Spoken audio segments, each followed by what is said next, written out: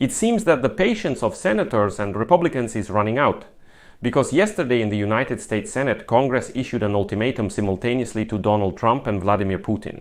In particular, Senator Lindsey Graham, who is the author of this bill on draconian sanctions against Russia, stated that Putin has only a few days. And they declared that they are ready to impose isolating sanctions if Russia does not prove that it is seriously committed to achieving peace in Ukraine. Moreover, Lindsey Graham began to hint that he has a mechanism to pass this sanctions bill against Russia bypassing Donald Trump, and Donald Trump will not be able to veto it. Lindsey Graham's statements reveal a degree of annoyance with Trump's actions. But still, Lindsey Graham, and it's important to note this right away, hints that for now, we are still listening to the position of the American president, waiting for his signal. Importantly, already 81 senators are ready to support this bill. This is much more than the 2/3 of votes needed to pass the bill, by bypassing Donald Trump. What is Donald Trump's team doing at this time? For example, they announced that they would conduct an analysis of all the aid that was provided to Ukraine. And the United States Secretary of State added that the main goal of the United States is to end the war between Ukraine and Russia.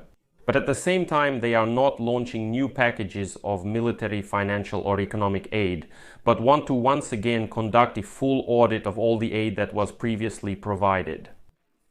My name is Alexei Pechi. Today is May 22nd. Let's discuss this topic together.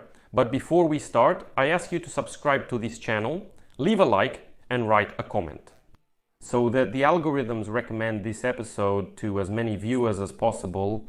I would appreciate your support. Also subscribe to the Telegram channel Pechenyu. The link to it is in the description of this video. There we promptly publish news as soon as it becomes available. So friends, let's now go through everything step by step. In the United States Senate, they have finally started making some ultimatum statements addressed to both Putin and Donald Trump. The Senate of the United States of America is expecting real steps from the President of the Russian Federation, Vladimir Putin, to end the war in Ukraine. Otherwise, within a few days, a bill introducing new anti-Russian sanctions, which already has 81 votes of support, will be put to a vote. Remember, the Senate has a total of 100 senators. This is stated in the joint statement by the authors of the bill, Democratic Senator Richard Blumenthal and Republican Lindsey Graham, dated May 21st. The co-authors of this document expressed deep doubt that Russia would take the issue seriously. And further, I will quote words from this official statement by the senator. As Secretary Rubio stated under the Senate Committee on Governmental and Foreign Operations, Russia agreed to provide its document on the terms of the ceasefire within the next few days. Its content will largely show whether Russia is serious about peace. We suspect that everything will be about the same. For us, and for most in the Senate, it is becoming increasingly obvious that Putin is playing a game. I'll add here that Donald Trump recently stated that in a conversation with Putin, he allegedly asked Putin, when preparing this document on the terms of the ceasefire, well, not to make it illusory or something, but to make it so that Ukraine could agree to it. But all the rhetoric from the Kremlin in recent weeks, months, and in fact for more than 3 years of the full-scale war, shows that Putin is not backing down from his positions. He demands the capitulation of Ukraine, disarmament, no entry into NATO, and the transfer of 4 regions to Russia. So nothing is changing there. Accordingly, when this document comes out, it will once again become obvious that Putin is not going to move toward peace, and he is not seeking any compromise. And so the senators are saying, listen, are you absolutely sure that there will be nothing constructive there? That's why we are waiting for this document and are ready to vote for the bill on imposing sanctions. Well, as noted further in this statement by the senators, if the situation remains the same, Russia can expect decisive actions from the Senate. Another quote.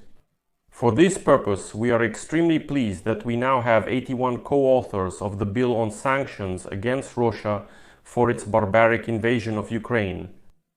Our legislation will isolate Russia, turning it into a trading island from the perspective of commerce by imposing higher tariffs on other countries that support its atrocities. The aforementioned bill will introduce new primary and secondary sanctions against Russia, as well as entities supporting its aggression. The bill, in particular, provides for a 500% tariff on imported goods from countries that purchase Russian oil, gas, uranium, and other products. The senator's statement emphasizes that one of the priorities of the bill is to ensure that China is held accountable for fueling Putin's war machine by purchasing cheap Russian oil delivered by the Shadow Fleet. Well, according to the senators, without China's economic support, the Russian military-industrial complex will not be able to get everything it needs. Well, I'll add one more final quote from the senator's statement here. While we long for peace, it is becoming increasingly clear to us and the overwhelming majority of the Senate that Putin is playing games. The United States Senate is ready to act if these games continue.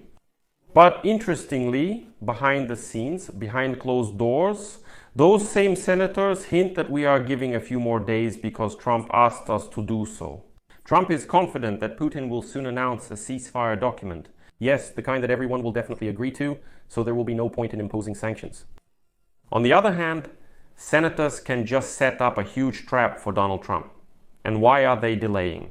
In my opinion, it's due to the facts. Lindsey Graham is proposing to introduce secondary sanctions, primarily against China, India, and possibly Turkey, which continue to purchase Russian oil, gas, and minerals in huge quantities. Accordingly, if this bill is passed now, then against China, attention, a 500% tariff will be imposed on all goods that the Chinese sell to America.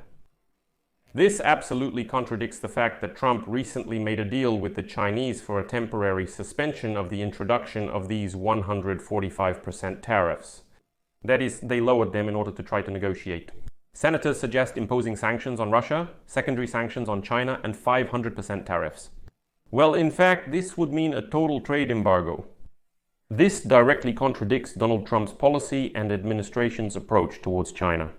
I'm not even talking about India, which no matter how you look at it, is a partner of the United States of America, but at the same time also purchases a huge amount of Russian crude oil. Their plan to resolve the situation remains unclear. That's why statements from senators often seem, well, a bit exaggerated. They can do it, and then Trump will find himself in a terrible situation. Why? Because he keeps, and I apologize for the expression, sucking up to Vladimir Putin, trying to curry favor with him, trying to claim that no sanctions are needed, as if he might get offended. In general, let's compare Ukraine and Russia directly. But that's far from all.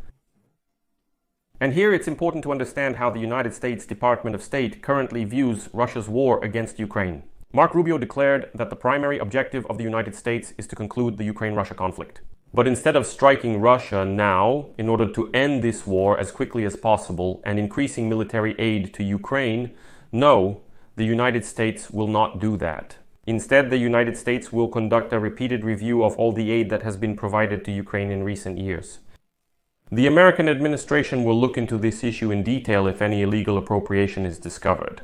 This was stated by United States Secretary of State Marco Rubio, and it is the official statement of the State Department's press service. As they said there, obviously all our assistance will be analyzed once again. Rubio noted that the United States has general inspectors as well as a special general inspector on this issue. It is they who will be dealing with the issue of expenditures for the assistance provided. Quote, "If we ever discover illegal appropriation or manipulation, we will definitely deal with it." The Secretary of State stated that the United States' primary objective is to conclude the Ukraine-Russia war. He stressed that Washington has given exceptional aid to Kyiv, but the conflict needs to end. Quote, "There is no military solution to this war. It can only end through a negotiated settlement, and the sooner it ends, the fewer people will die, the less money will be spent, and the less destruction there will be." Interestingly, the day before in the Senate committee, he was asked by Marco Rubio whether he considers Putin a war criminal. And the Secretary of State hinted that accusations against Putin of war crimes in Ukraine, quote, could undermine President Donald Trump's efforts in negotiations to end the war. Rubio also stated that the United States cannot help end the war without talking to Putin. And he emphasized that during the fighting in Ukraine, war crimes were indeed committed, but he did not point to the dictator Putin. He says, well, you can't call Putin a war criminal because then he won't talk to us. He says, our goal is to persuade him to sit down at the negotiating table. And the United States doesn't impose sanctions because they want to persuade the dictator Putin to sit down at the negotiating table. Well, this position is like, let's not do anything, let's not accuse him of anything. Let's remove all mentions of support for Ukraine from the final communiqué. So, we won't impose sanctions, we won't call Putin a war criminal, we won't provide military aid to Ukraine. Let's just conduct another audit, which, by the way, has already been done more than once. And all this is being done so that Putin remains in the dialogue. And Mark Rubio, Trump and Vance and Witkoff continued trying to somehow persuade him, convince him and so on. In general, it's a very strange situation in this regard. Now, the hope is for the United States Senate. Are they really ready to dare and go against the Trump administration? I'll be honest, I don't really believe in that. They really are waiting for a signal from Donald Trump, unfortunately, but maybe these statements will have some effect. So for now, I'll just leave it at that. Share your opinions and conclusions in the comments under this episode. Subscribe to the channel, hit the bell, and don't forget to leave a like.